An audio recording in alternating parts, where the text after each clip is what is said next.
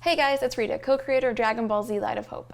Today, for our weekly update, we have a special VFX tutorial for any of you who are looking to do either Super Saiyan eye effect or Android eyes, or essentially any type of effect that you're looking to put on somebody's eye and then track it throughout the scene. The clip that we're using today is actually going to be available for you guys to download, so you can either just use it to follow along or practice, and the link to download the clip is in the description below. So let's get to it. Alright, so the first thing we're going to do is open up After Effects and bring in our video file. Whenever I'm working on the eyes, I like to have something that's already colored. What we're going to be doing today is going to be the process for if you're doing Android eyes, Super Saiyan eyes, or any type of effect that you want to track on top of an eye. It's mostly about the tracking, and then you can apply whichever effect. I'm just going to use this clip of Android 18, but again, the same process applies for if you're doing Super Saiyan or whatever effect you're doing. The main thing is the tracking. The first thing we want to do is create a null object. So we're going to go to Layer, New, Null Object, and here it is right here. Now, we are going to click back on our video layer, and then we are going to right click or control click, and we are going to choose track motion right here. So go ahead and click that, and you see here how it gave you a track point. We need 2 track points, so we are going to go over here and click this box with the rotation. And also, just a quick tip, I am in the workspace for tracking. So to change it to this workspace, you go to Window, Workspace, Motion Tracking. And this is the one you want to be in anytime you are tracking anything. And so you see here we have 2 track points, track point 1 and track point 2. Personally for me, I like to do track point 1 on screen left and then track point 2 on screen right, just because that's what's most comfortable. So I'm going to move track point 2 over here for now, and then I'm going to line up and fix track point 1. So as you can see, we have 2 boxes. The larger box I want to cover up to the top of the eyebrow and kind of get all of that here. And then this middle box is going to be right over the eye, and you want to line it up on the edges of the eye there, and then the middle point is going to go right in the pupil. Okay, so now we're going to go to the other side and do the same thing. Also, to move the frame, I'm using the hand tool, which the hotkey is H, to move it back and forth. And then whenever I want to go and edit something, I choose the clicker selection tool, which is a hotkey V. And the reason we're doing the tracking first is because when we apply the effect, whether it's Super Saiyan or the creepy glowy Android eyes, we need it to basically be applied to the track point so it follows it. Okay, so I'm going to kind of zoom out so I can see both eyes and watch them throughout this whole time. What I'm trying to do here is we're going to track all of the motion in the frame and apply it to the null object. So right here we have our source, which is a video layer, the current tracker, tracker 2, and then you want to go down here, just double check everything, and then we can see here the target is null 10. If we had other null objects or other layers, you can go to edit target and make sure you're tracking to the new null object that you just made right here. So you're going to hit OK. And then right here is where we start the track. This one here is analyze backwards, and it's just going to keep playing. And then this tool to the far left is to analyze backwards 1 frame. We are going to analyze forward, and for the most part, you can just press this button and watch it and make sure it doesn't go off. But if you're going through something tricky, like somebody's closing their eyes or turning their head, you can actually stop this and then switch to tracking 1 frame at a time. And this is useful because whenever you stop it, say like the track points were to go off of the eye, you could stop it and then move it back on. But for now, we're just going to do the analyze forward. As you can see, it's tracking frame by frame and tracking the motion of her face and her eyes.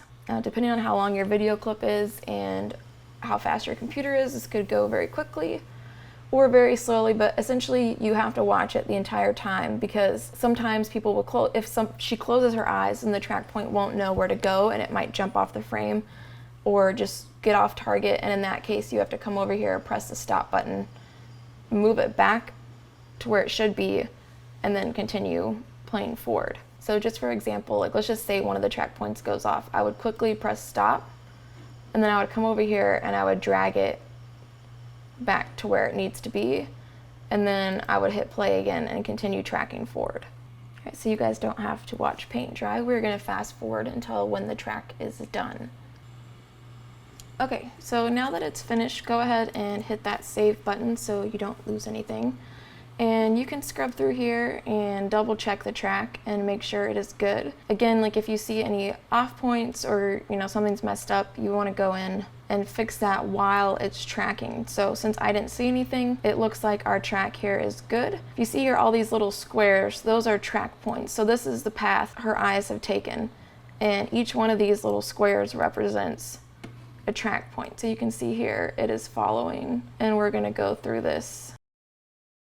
So those are your track points, and that's how you know which one you're editing if you ever have to edit them. We are going to apply it because everything was great. So go ahead and hit apply, and you want to apply it to both the X and Y coordinates. So hit OK. These are all of your track points. You shouldn't need to go back in and edit these as long as you watched it while it was tracking and fixed anything. So I'm going to go ahead and close these up here. Same for the null object. And so for now, we're just going to leave that alone, and we are going to make some adjustment layers. So you're going to need an adjustment layer for both eyes, so 2 adjustment layers total. So I am going to go to Layer, New, Adjustment Layer. The way I name the eyes is screen left or screen right. And to rename something, you just right click it, rename, and then I'm going to say left eye. And I'm going to make a new one, Layer, New, Adjustment Layer, right click, rename, right eye. Now within these adjustment layers, we're going to be making masks for the eyes. So I am just going to start with the left eye here, and I'm going to punch in about 200. Again, grab my hand tool, line our eye up in the middle, choose my pen tool now because we're going to be making some masks. So the first mask we're going to make is a round circle part right here. And you want to make a whole circle. That way whenever she opens or closes her eye, we have that whole range of motion here. And the way we're going to mask it off is by then now creating our second mask. You can just go ahead and click the pen tool again as long as you've closed this up. By clicking again, we'll automatically make a second mask. So we are going to come right here and just get the whole outer shell of the eye here. Okay, and then we are going to make a third mask, and this is going to go right around the pupil. And if you see here, I accidentally clicked over this, my second mask. Just go ahead and either Control or Command Z to undo that, and then go ahead and finish your circle here. Okay, we're going to go ahead and apply the effect now just so we can see it. Go up to Effect, go to Color Correction, Lumetri Color. For both Super Saiyan and the Android eyes, you're going to be working with Lumetri Color. Now I've actually already made one as a preset, so I'm just going to copy this over really quick. Inside of my preset, in the Creative tab, you can choose what's called Color Lookup Table. I've chosen the Blue Ice. There's quite a few available ones in here. Blue Intense, Blue Moon, Blue Steel. Personally, I like the Blue Ice best for the Android eyes, so I've chosen that. And I've brought down the saturation to 35.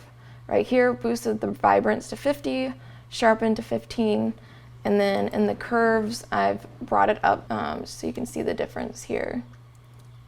If you want that bright look, you can bring the curves up, the color wheels, midtones up, shadows up.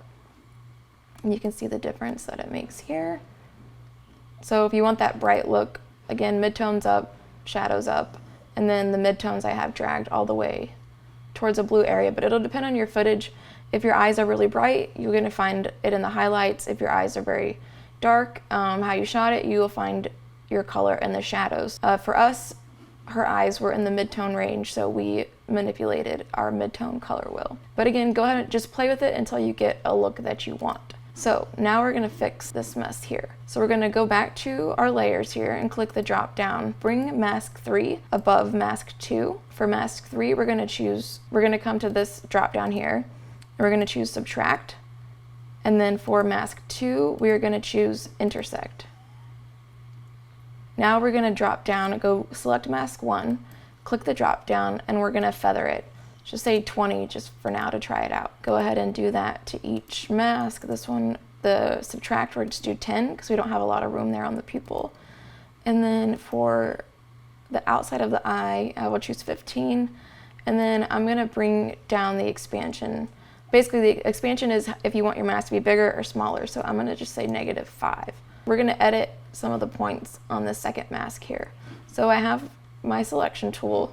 I'm highlighted mask 2, and I just clicked in the middle, and you see how I'm able to move these dots. So I'm gonna select it and then just drag it down to really get that shape of her eye. And I'm actually gonna punch in a little bit here. All right, so now that we're zoomed in, we can see that our main blue part here of the eye needs to be retracted a little bit as well. So I'm gonna go here to the mask expansion and choose -3. So again, guys, just play with it until you get something that you're happy with, something that you like. For me personally, I like to be able to see the black ring around the eye pretty well. So I brought the mask back into -7. All right, so that's pretty good. You can still tweak it a bit to really, make the shape. And then also to make this look a little bit more natural, do the drop down and go to transform, toggle the opacity and play with it till it looks more normal. And again, guys, really it's just about you playing with it and making sure it's good. Typically I'll spend a little bit more time doing it, but for today we're gonna move on to the right eye. Before we parent these to the null object, make sure you have 3D. This cube right here is basically to make it a 3D layer. So make sure the cube is clicked on for both of these.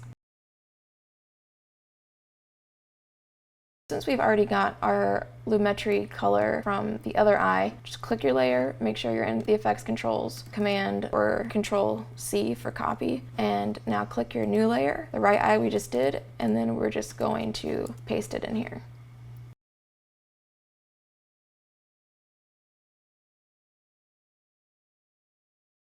Okay, so once you've made your mask, make sure we parent these layers to the null object that we made. Okay, so for the left eye, we just highlight it. Right here, it says parent. Click the drop down here, choose null 10. Do the same thing for the right eye.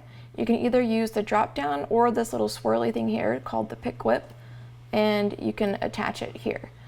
Both ways work the same, just whatever's your preference. So now we're gonna work at one eye at a time just to double check the track job that we did earlier. So essentially all the track points made by the null object, the first step we did, we've essentially parented our adjustment layer with our effect to this null object, which means it's basically gonna have the same motion and do what the null object does, which follows the track points. Just play it through to check and see if there's any points where it moves off of the eye. What we're doing now is if your character, whoever's on screen, squints their eye or turns their head, or we need to open or close down these masks. At the beginning, go ahead and make keyframes. This little clock right here is a keyframe. Choose the mask path, keyframe, keyframe.